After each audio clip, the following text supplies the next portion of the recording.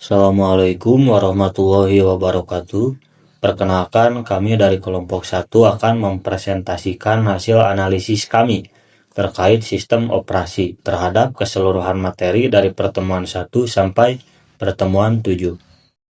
Sebelum ke pembahasan, perkenalkan dulu anggota kelompok dari kelompok kami. Halo, perkenalkan nama saya Putri Maharani dengan nomor induk mahasiswa 240 160 121129. Perkenalkan, nama saya Mudzain Jamil, biasa dipanggil Zaid, dengan NPM 240160121090. Halo, perkenalkan, nama saya Faten Ayala Del Piro dengan nomor induk 240160121033. Halo, perkenalkan nama saya Muhammad Aditya Wiryateja dengan nomor induk mahasiswa 240160121063. Selanjutnya, materi yang pertama akan dijelaskan oleh Putri Maharani. Materi yang pertama yaitu membahas mengenai pengertian sistem operasi. Jadi sistem operasi itu apa sih? Sistem operasi merupakan program utama yang mengelola seluruh sumber daya komputer seperti CPU, memori, perangkat input-output, dan file, serta menjadi penghubung antara pengguna dan perangkat keras. Tujuannya adalah untuk memberikan kenyamanan dan efisiensi dalam penggunaan komputer. Tanpa sistem operasi, komputer hanyalah sekumpulan perangkat keras yang tidak bisa digunakan secara efektif.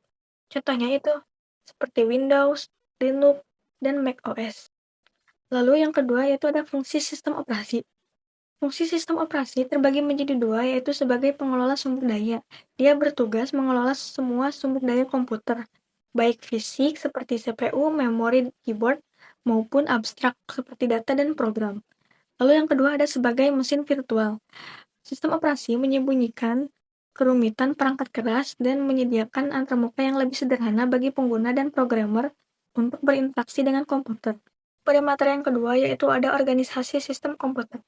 Sistem komputer modern terdiri dari satu atau lebih CPU dan sejumlah device controller.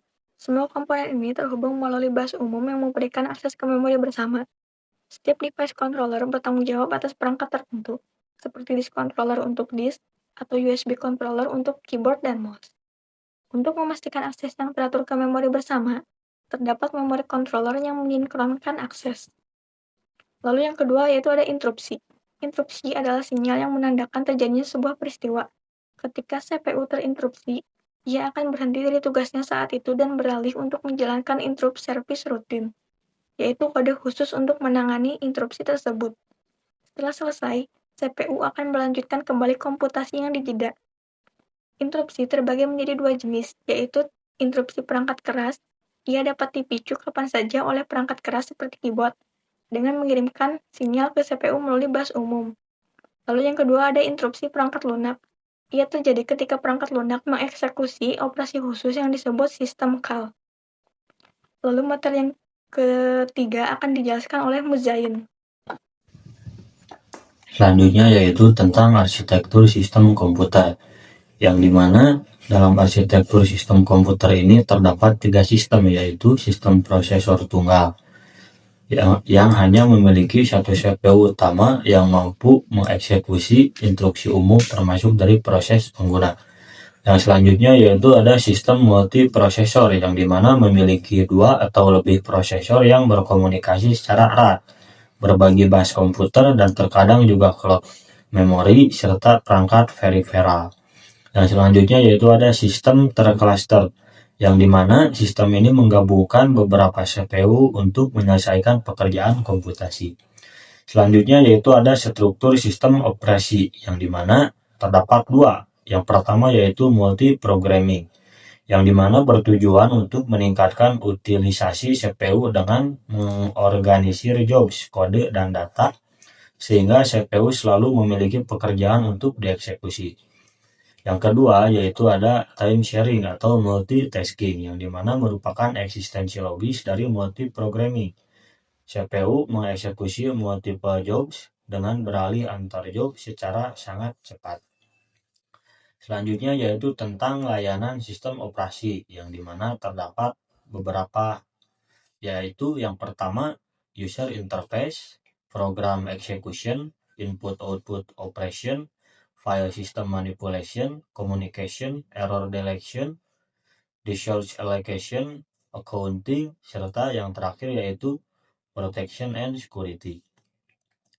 Yang selanjutnya yaitu tentang struktur sistem operasi, yang dimana antarmuka pengguna sistem operasi memiliki dua pendekatan utama bagi pengguna untuk berinteraksi dengan OS. Yang pertama yaitu ada Command Line Interface atau biasa disingkat menjadi CLI atau Command Interpreter, yang dimana memungkinkan pengguna memasukkan perintah secara langsung. Yang kedua yaitu ada Graphical User Interface yang biasa disingkat dengan GUI, yang dimana ini memungkinkan pengguna berinteraksi dengan OS melalui antarmuka grafis. Lalu yang kedua ada sistem calls, yang dimana sistem calls menyediakan antarmuka atau jembatan ke layanan yang disediakan oleh sistem operasi. Ini adalah cara terprogram bagi program komputer untuk meminta layanan dari kernel OS. Program berjalan dalam user mode, sementara kernel berjalan dalam privilege mode atau kernel mode. Sistem call adalah mekanisme transisi antar mode ini. Yang terakhir yaitu tipe-tipe sistem calls, yang dimana terdapat 5. Yang pertama yaitu proses control, yang dimana mengatur eksekusi proses, misalnya create proses, terminate proses, load, serta execute. Terus yang kedua yaitu ada file manipulation, yang dimana operasi pada file ini, misalnya create file, delete file, open, close, read, dan write.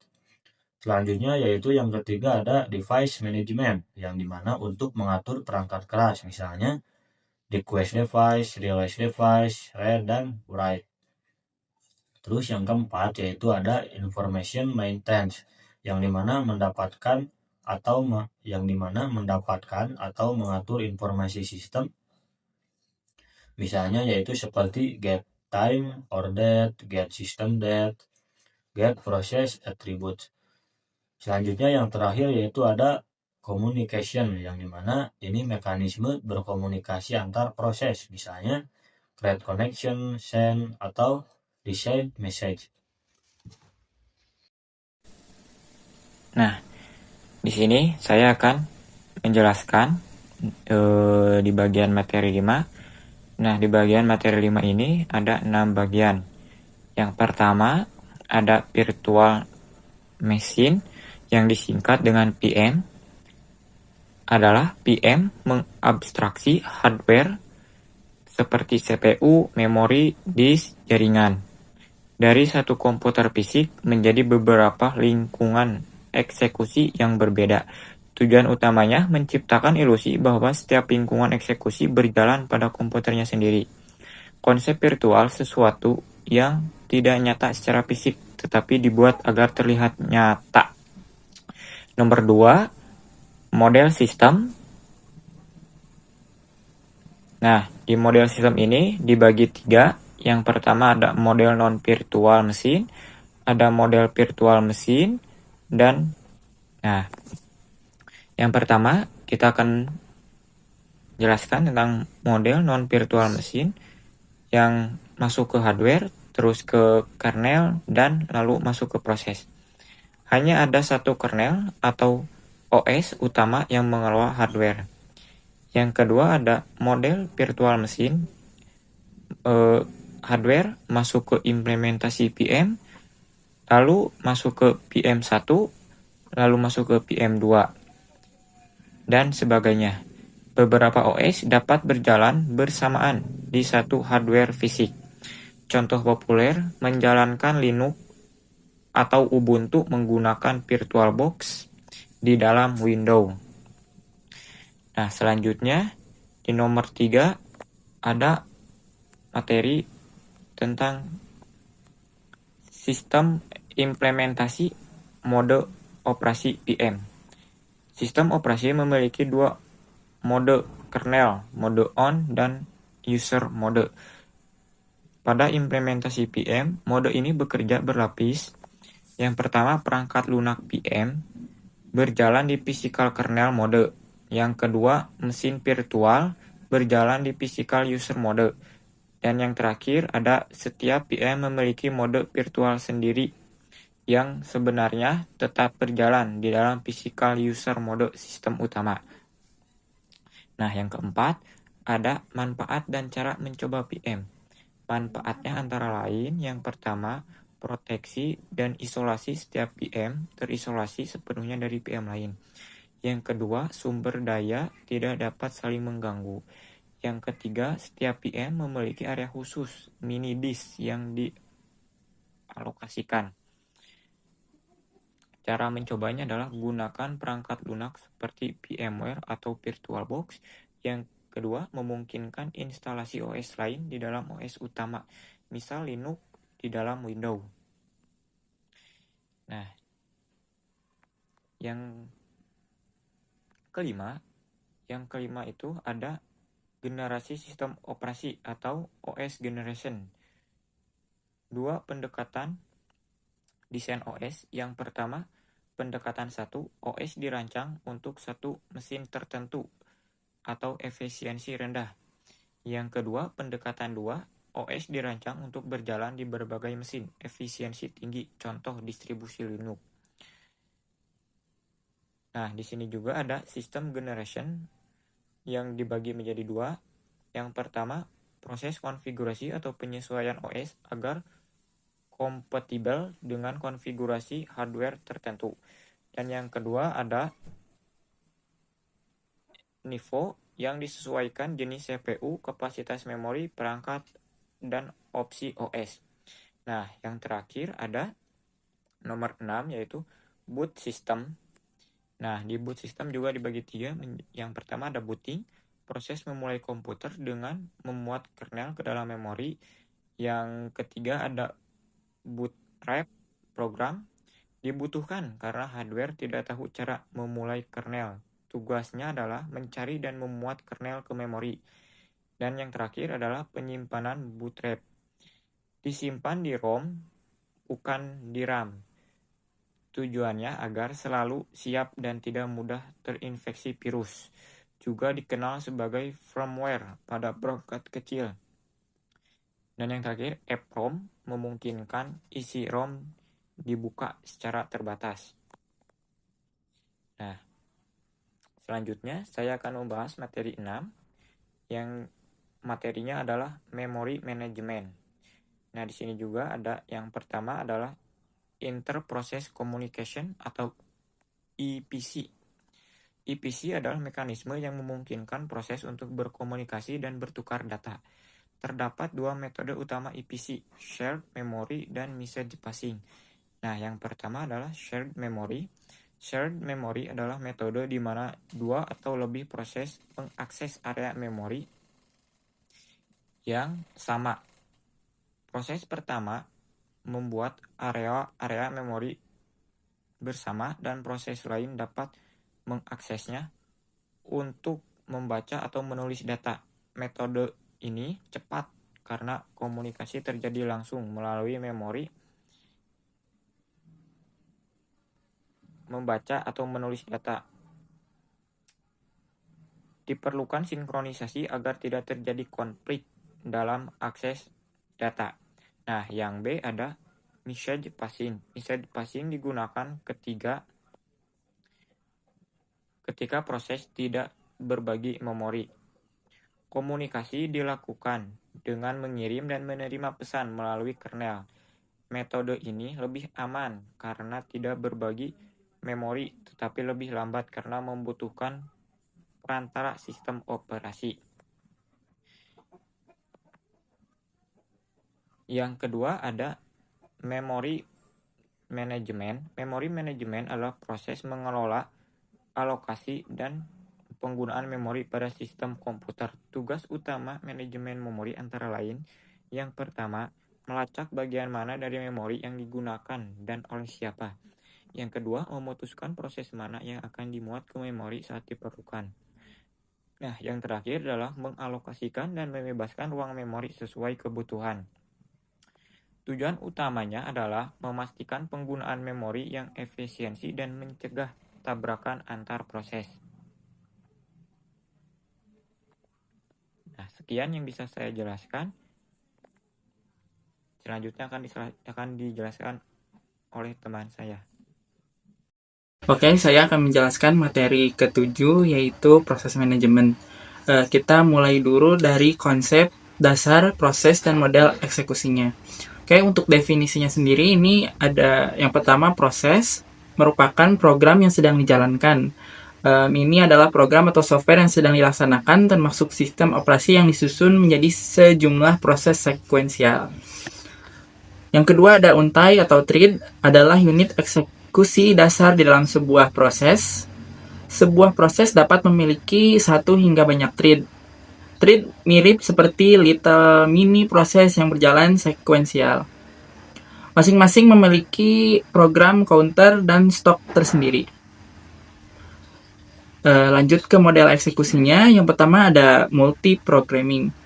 Melakukan proses satu persatu secara bergantian dalam waktu yang sangat cepat atau bersamaan pada hardware level. Tujuannya adalah memaksimalkan utilitas CPU dengan selalu menjalankan beberapa proses. Yang kedua ada pseudo-parallelism. Melakukan lebih dari satu pekerjaan dalam waktu yang bersamaan pada user level. Secara konsep, setiap proses mempunyai satu virtual CPU, meskipun pada kenyataannya adalah multi-programming. Lalu yang ketiga ada time sharing. Tujuan dari time sharing ini adalah mengalihkan CPU di antara proses sangat sering atau frequently sehingga pengguna dapat berinteraksi dengan setiap program saat sedang berjalan. Oke, kita lanjut ke keadaan proses dan struktur kontrolnya. Untuk keadaan proses atau proses state ini, sebuah proses akan berpindah keadaan saat dieksekusi. Ada 5 keadaan utama. Yang pertama itu new, proses sedang dibuat atau being created. Yang kedua ready atau siap, proses siap dikerjakan tetapi menunggu giliran dialokasikan ke CPU.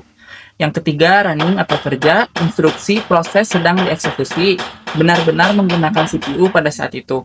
Yang keempat waiting atau block atau terhenti, proses menunggu suatu kejadian untuk melengkapi tugasnya, misal menunggu selesainya input atau output, tersedianya memori, atau tibanya pesan. Yang kelima, terminate, yaitu proses setelah selesai dieksekusi atau finish execution. Untuk transisi statusnya, yang pertama itu running ke ready, terjadi karena interupsi atau penjadwalan mengambil proses lain. Yang kedua, running to block, terjadi jika proses di block untuk melayani input atau output karena sumber daya yang diminta belum tersedia atau meminta layanan input atau output. Yang ketiga, block to ready, terjadi jika input atau kejadian yang ditunggu telah tersedia. Keempat, ready to running, terjadi pada saat penjadwalan memilih proses untuk dieksekusi oleh CPU atau scheduler dispatch. Oke, selanjutnya yaitu proses control block atau PCB. Setiap proses diwakili dalam sistem operasi oleh PCB disebut juga task control block. PCB adalah tabel atau array yang digunakan oleh sistem operasi untuk mencatat keadaan proses. Isi PCB mencatat semua informasi konteks proses termasuk proses state, program counter, CPU register, CPU scheduling, memory management information, input, output, status information. Sekarang kita akan membahas operasi dan pengelolaan prosesnya. Pembuatan proses atau proses creation. Yang pertama, sistem operasi harus menyediakan cara untuk membuat atau create proses. Yang kedua, proses yang membuat proses baru disebut induk atau parent, dan proses baru disebut anak atau child. Yang ketiga, pemanggilan proses oleh proses lain disebut paralel. Keempat, sistem call yang umum digunakan adalah fork system call yang mekanismenya membuat proses yang identik dengan proses yang memanggilnya. Beranjak pada pengakhiran proses atau proses termination. Yang pertama, normal. Proses berakhir ketika selesai mengeksekusi pernyataan terakhirnya dan meminta sistem operasi untuk menghapusnya menggunakan sistem call exit.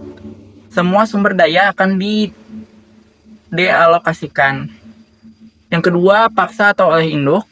Proses induk dapat mengakhiri proses anak melalui sistem call karena berbagai alasan seperti anak telah melampaui batas penggunaan sumber daya, tugas yang ditugaskan kepada anak tidak lagi diperlukan, induk sendiri berakhir atau parent existing, dan sistem operasi tidak mengizinkan anak untuk berlanjut atau cascading termination.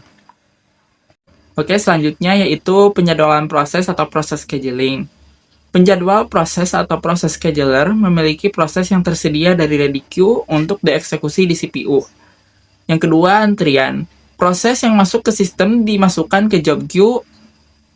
Kemudian proses yang berada di memori utama dan siap dieksekusi dimasukkan ke ready queue. Yang terakhir yaitu pengalihan konteks atau context switch dan interupsi. Interupsi atau interrupt menyebabkan kerja prosesor pada suatu proses terhenti oleh pensakralan konteks atau context switching. Context switch adalah perubahan kegiatan prosesor dari suatu proses ke proses lain. Ini melibatkan yang pertama suatu save, menyimpan konteks proses yang sedang berjalan ke PCB-nya. Yang kedua, state restore, yaitu memulihkan konteks proses yang berbeda dari PCB-nya.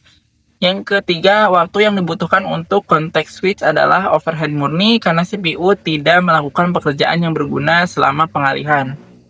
Nah, sekarang kita akan membahas komunikasi antar proses atau IPC. Cooperating process atau proses kooperatif adalah proses yang dapat mempengaruhi dan dipengaruhi oleh proses lain, biasanya karena berbagi data. Alasan diperlukan kooperasi yaitu information sharing, computational speed up, modularity, dan convenience. Nah, untuk model IPC ini, proses kooperatif memerlukan mekanisme IPC untuk bertukar data dan informasi. Nah, ini dua model fundamentalnya. Yang pertama ini ada shared memory atau memori bersama. Wilayah memori ditetapkan untuk dibagi oleh proses. Proses bertukar informasi dengan membaca dan menulis data ke wilayah bersama tersebut. Lalu yang kedua ada message passing, yaitu pelewatan pesan. Komunikasi terjadi melalui pesan yang dipertukarkan antara proses to proses. Proses menggunakan dua primitif send, destination, and message. Dan receive, source, and message. Oke, yang terakhir yaitu masalah IPC dan solusi. Yang pertama, race condition. Kondisi di mana dua atau lebih proses mengakses shared memory secara bersamaan, menghasilkan hasil akhir yang tidak sesuai. Yang kedua, mutual exclusion atau mutex, memastikan jika suatu proses sedang mengakses critical section atau shared memory, tidak ada proses lain yang dapat masuk. Yang ketiga, solusi sinkronisasi. Berbagai mekanisme digunakan untuk mencapai mutual exclusion seperti yang pertama disabling interrupt, yang kedua lock variable, yang ketiga strict alternation, yang keempat test and set lock TSU instruction, yang kelima sleep and wake up, yang keenam semaphore, yang ketujuh monitor.